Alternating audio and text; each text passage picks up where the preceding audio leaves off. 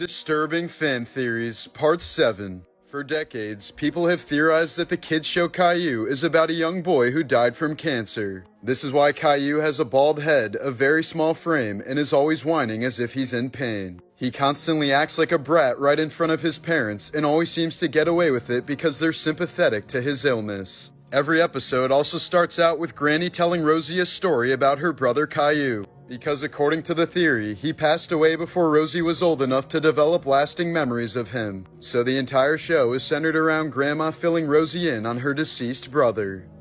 Disturbing Fan Theories, Part 6. Ever since Kurt Cobain turned the gun on himself in 1994, fans have speculated that he was actually murdered by his wife, Courtney Love. This was fueled by the fact that Courtney's own private investigator, Tom Grant, who she hired to find Cobain when he escaped from rehab, genuinely believes that she killed Kurt. For starters, Grant notes that Cobain injected himself with such a large dose of heroin before his death that there's no way he would have been able to pull the trigger. Grant also believes Cobain's note was doctored by Love to make it appear as a suicide note. Additionally, there was a lack of fingerprints from Kurt or others at the scene, suggesting that they may have been carefully removed to hide someone else's evidence. Grant also asserts that Love had a financial motive to kill Cobain, considering Kurt was planning to divorce her. Perhaps most shockingly, Kurt Cobain's own grandfather, Leland Cobain, believed that Kurt had been murdered, and he reportedly held this belief for the rest of his life until he died in 2014.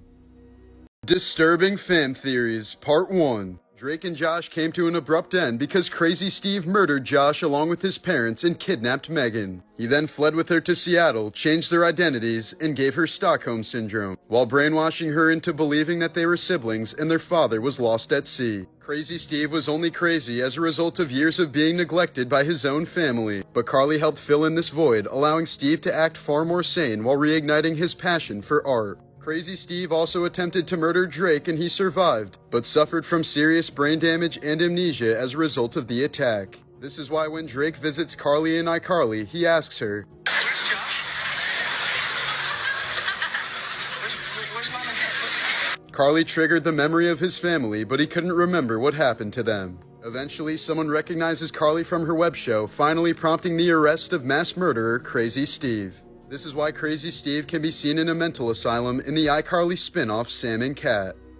Disturbing Fan Theories, Part 2. There's a theory that states Breaking Bad is a sequel to Malcolm in the Middle, but Walter White isn't Hal, he's a grown-up version of Malcolm. For starters, for those who don't know, Malcolm's dad in the show, Hal, is actually played by Bryan Cranston, so it's completely reasonable to assume that Malcolm would grow up to look like him. In the sitcom, Malcolm is very fond of chemistry, and in one episode he even uses a chemistry set to create an explosion. Malcolm is also incredibly smart, stubborn, manipulative, and can develop complex plans just like Walter White. Not to mention, Walter is also estranged from his mother throughout Breaking Bad, alluding to the idea that Malcolm eventually wanted nothing to do with Lois. Additionally, Malcolm's grandfather happens to be named Walter, and he's the only family member who openly appreciates Malcolm's genius. So the theory posits that Malcolm changed his name to Walter as a tribute to his late grandfather, and at some point moved down to Albuquerque to escape from his crazy family.